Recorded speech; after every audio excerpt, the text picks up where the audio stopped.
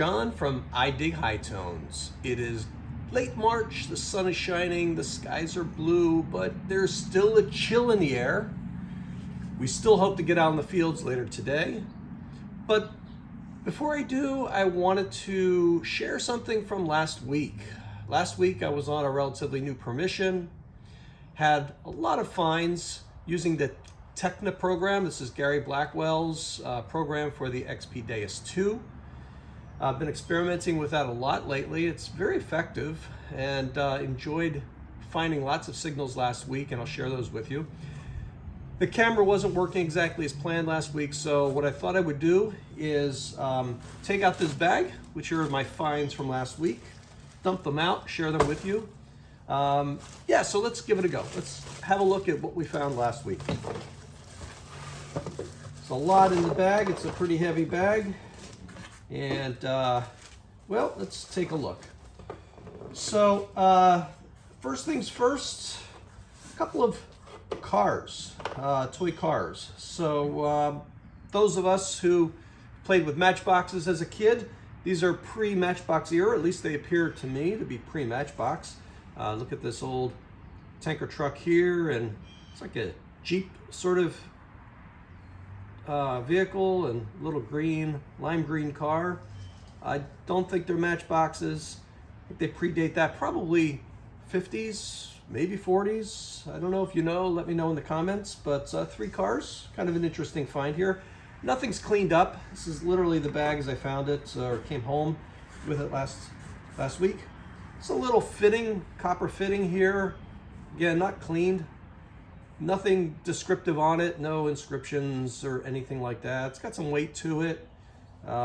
Interesting little piece there. Old bullets, casing. Let's see, here we have a pull tab. What makes this pull tab interesting is that it has a little tab on the end of it, and it's almost as if it were made to be worn as a pendant. Those of us who detect know that pull tabs are something we regularly find. They ring up high tone, similar to silver in some cases, and when you see a pull tab, it's sort of a groan, but this one was kind of humorous because of the little tab on the end. I hadn't seen one like this before. We got a musket ball here, tiny little musket ball. Larger than a mini ball, but smaller than a traditional musket.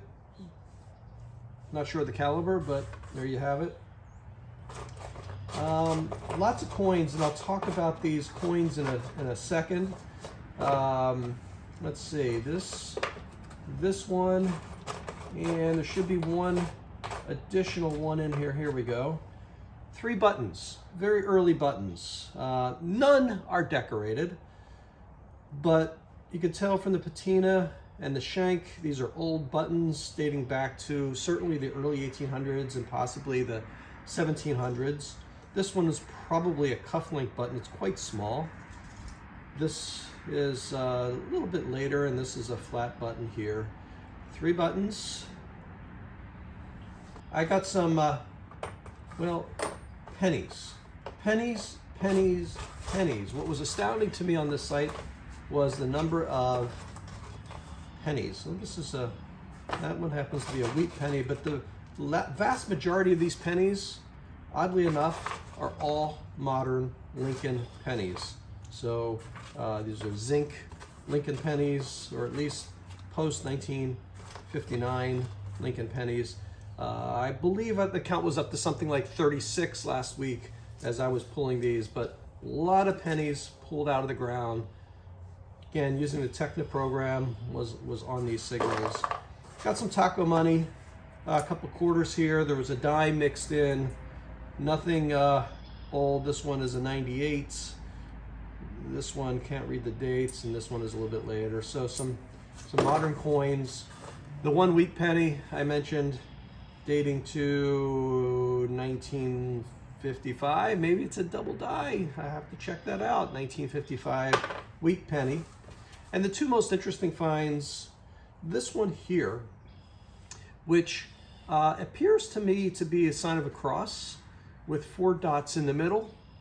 I thought at first that this was a button, a 4 hold button that would have been sewn on, but oddly enough, it doesn't appear that the holes come through the reverse of this. So I'm thinking this could be a token and possibly a religious token of some sort.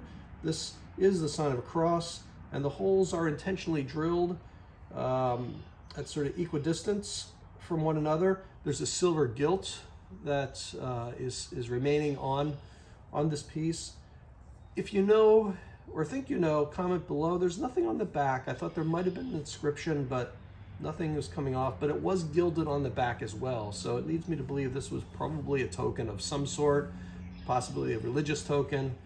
Yeah, an interesting piece nonetheless. It has age to it. You can tell from the patina that this piece definitely early, at least 100 years old, and possibly quite more. And the final piece of the day was this little, what I assume is a watch winder.